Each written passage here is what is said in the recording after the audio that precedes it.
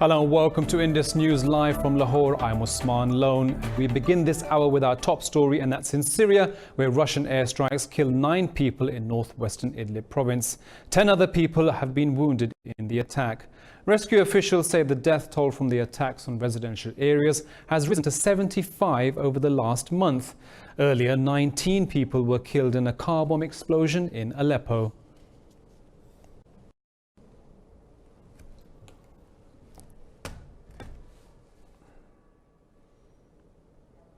In Lebanon, former Finance Minister Mohammed Safadi has withdrawn his candidacy for the Prime Minister's office. In a statement, Safadi said it would be difficult to form a new government amid a month of protests against the ruling elite. Safadi expressed hope that outgoing Prime Minister Saad Hariri will be reinstated. Meanwhile, Lebanon's Bank Workers Union said it will continue the strike on Monday, which was started last Thursday over security fears. Last month, Prime Minister Saad al-Hariri resigned after weeks of protest against corruption and an economic slowdown. But his resignation failed to pacify the protesters, who are demanding a complete overhaul of Lebanon's political system. Iran's Supreme Leader Ayatollah Ali Khamenei accused foreign enemies of sabotage after protests broke out over a rise in fuel prices. Backing the government's price hike, Khamenei said he understands some people are worried over the decision. He used the Iranian people to trust the government. One person was killed yesterday after protests in more than a dozen cities were held. Iran's Interior Ministry warned that its security forces will take action against any violent protests. Well, the UK government and armed forces are accused of covering up the killing of civilians by British troops in Afghanistan and Iraq. New evidence from the Iraq Historic Allegations Team, also known as the IHAT, says there is credible evidence that British troops committed war crimes. Operation Northmoor was set up by the government in 2014 and looked into 52 alleged illegal killings. IHAT, which is a UK government body, was shut down in February 2017 after it reported over 1,000 cases of alleged war crimes. IHAT investigators said soldiers who committed war crimes should be prosecuted. The British Defence Ministry, however, rejects IHAT's allegations and calls them unsubstantiated. In India, all Muslim religious groups have decided to file a petition against the Supreme Court verdict in the Ayodhya case. They refuse to accept the proposed site for the construction of a new mosque in the replacement of the demolished Babri Mosque. Last week, the Supreme Court cleared the way for the construction of a temple at the site of the mosque in Ayodhya. After attentively observing all the dimensions of the case, there are apparent errors in the Supreme Court judgment, and that's why we felt that it would be prudent to file a review petition. Well, Sri Lanka has a new president because the Election Commission has declared former Defence Secretary Gotabaya Rajapaksa the winner. His main rival Sajith Premadasa conceded defeat and stepped down from his position as deputy leader of the ruling United National Party. In a statement, the Commission said Rajapaksa won 52% of the vote, while his rival Sajith Premadasa received 42%. Election Commission Chairman Mahinda Deshpriya said voter turnout was close to 80%. Rajapaksa won the polls on prioritising his campaign on national security after this year's Easter Sunday attacks, which killed over 250 people.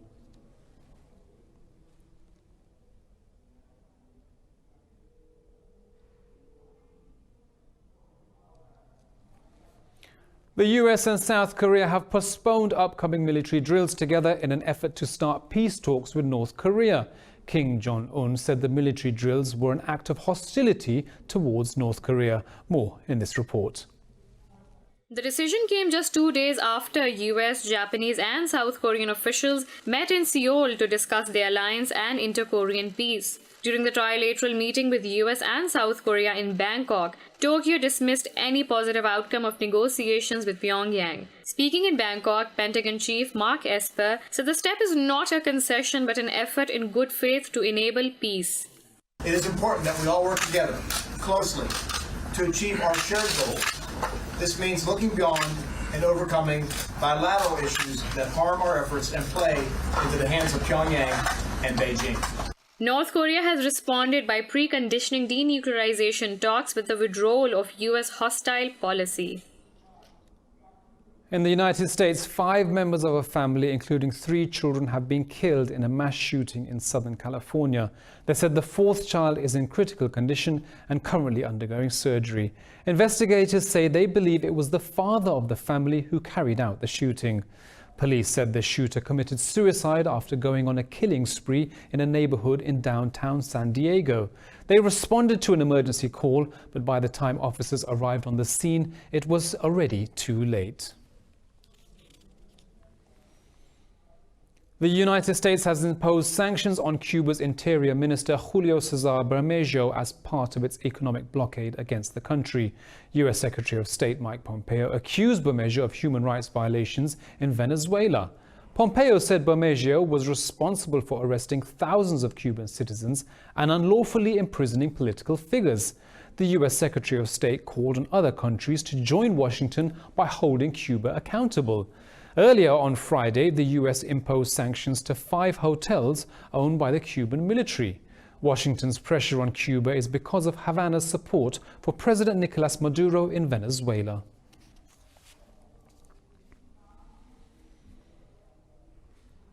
Well, Russia says it will return 3 captured naval ships to Ukraine on Monday. Russian media reportedly said the ships are being moved to a handover location agreed with Kiev.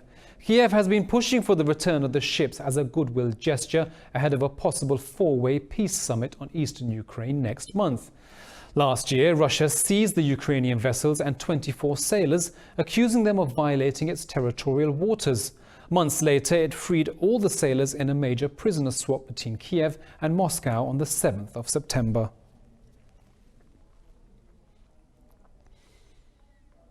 In Bolivia, the death toll from clashes between security officials and pro-Morales protesters now stands at 23. The Inter-American Commission on Human Rights says 715 people were injured this week when the political crisis began. The commission said 9 protesters were killed yesterday. Bolivia's interim government issued a decree granting impunity to the military for using force to stop the protests. The commission said the decree violates human rights and allows the use of force to stop mass protests. The UN warns that the violence could spin out of control after the death toll rose.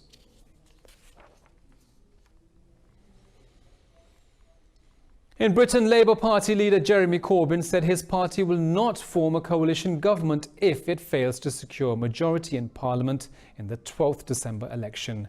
In an interview, Mr Corbyn said they will pursue the Matter manifesto rather than forming any coalition government. He said it's the Scottish National Party's right to choose between Boris Johnson or the Labour government. The Labour Party leader said they're not doing deals with anyone. We're not doing deals with anybody. We're not forming coalition governments. We will put forward the programme on which we will have been elected, which is the one of investment. And my view is that the issue of an independence referendum should not come in the early years of that government. Belarusians head to the polls today to elect members of a new parliament. The elections are being closely watched by the West to see how much President Alexander Lukashenko will loosen his grip on power in the country. Europe's last dictatorship with a population of 10 million has been ruled by Lukashenko now for the last 25 years. 500 candidates are contesting for 110 seats in the lower house of the National Assembly. Over 200 other candidates, mostly affiliated with the opposition, were barred for allegedly not submitting enough valid signatures. Representatives will be elected for a 4-year term. Belarus was hit by sanctions by the US and the EU over human rights violations and electoral fraud in 2008. Washington says it can scale back sanctions depending on how this month's parliamentary elections are conducted. In the Czech Republic, tens of thousands of people have taken to the streets of Prague in protest against Prime Minister Andrej Babiš. Protesters demanded Babiš step down over allegations of corruption, but Babiš has denied any wrongdoing. His minority coalition government is supported by the Communist Party in Parliament. The demonstration coincided with the 30th anniversary of the Velvet Revolution, when communist rule in Czechoslovakia crumbled weeks after the iconic fall of the Berlin Wall. Well, we'll be back with more news from around the world right after this short break.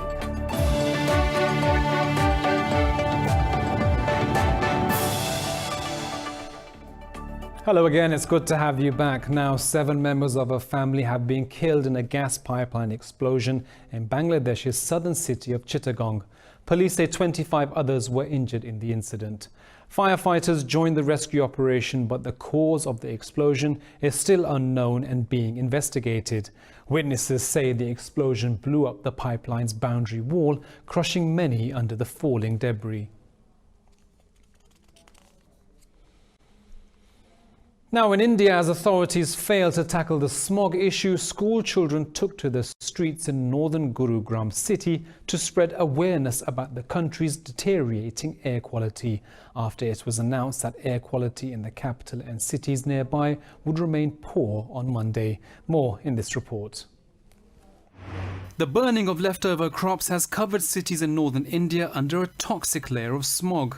Now, school children are out on the streets demanding the government take action against the crisis. Children wearing face masks along with their parents and teachers chanted slogans against the government over its inadequate response to the problem. Earlier, the government ordered schools to remain closed for 2 days. I'm protesting for my right to breathe because it's completely taken away. And I need to live. It's my right. You can't just take it away. During the protest, the children also took a pledge to fight against pollution in their own capacity. Some students suggested planting more trees could counter air pollution. Taking places and planting extra trees, like they take places and make houses everywhere. Making large roads doesn't get it. You have houses each side, no trees. It's taking all the future generation out. The air quality of New Delhi and its nearby cities has been hovering between poor and severe over the past 3 weeks now. One of the world's most important shipping lanes, the Suez Canal, is celebrating its 150th anniversary. The canal is a key shipping route connecting the Mediterranean to Africa, Asia and Europe. Built in 10 years, the Suez Canal is 164 kilometers long and 8 meters deep.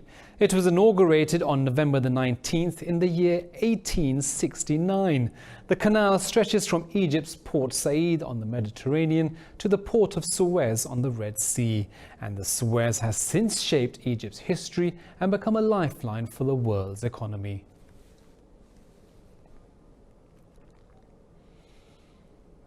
Well, in other news, in Paris, the botanical garden Jardin des Plantes has organized a light show featuring giant lanterns shaped like sea animals. Organizers say the theme was to raise awareness of issues affecting the ocean, such as plastic waste and overfishing. More about the show in this report. The great white shark, crab and pelican lit up the night in a colourful light show at Paris's Jardin des Plantes. Festive lanterns of almost 10-metre high animals range from tropical fish to creatures of the deep. Visitors braved the rain and cold to see the illuminations. Very colorful. The ocean theme really makes you dream. So with the displays, that really makes you feel like you're dreaming. The light display celebrates ocean wildlife, raising awareness of the threat climate change poses to the oceans. An intergovernmental organization estimates that 1 million out of the world's 8 million flora and fauna species is at risk of extinction. They blame industrial farming and overfishing as its major drivers. We first became aware that we're fishing too much. We also became aware of the quantity of plastic in the ocean, that there are enormous amounts of plastic in the ocean. So we want to talk about the ocean through the beauty of the ocean. The display is open to the public until January the 19th. Well, we'll be back with news from the world of business and sports right after this short break.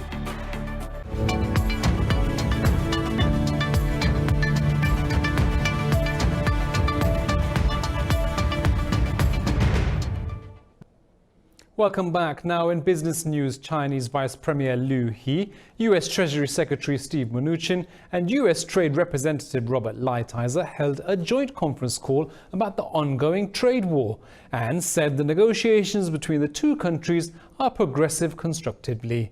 China's state media said the two sides discussed each other's concerns and agreed to maintain a line of communication. They discussed the first phase of an initial trade pact and agreed to hold more discussions. Earlier, White House economic advisor Larry Kudlow said an agreement was close but did not provide a timeline.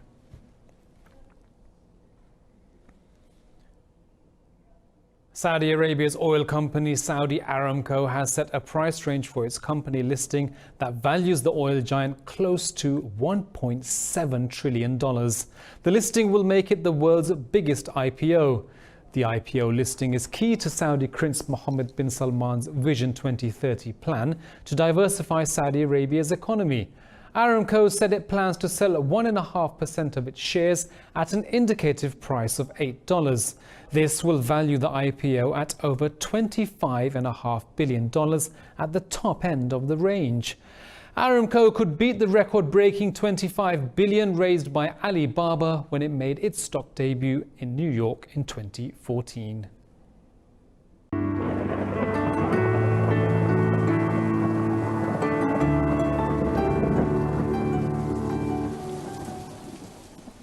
Well, it's 19 degrees here in Lahore, but let's take a look at the weather around the world.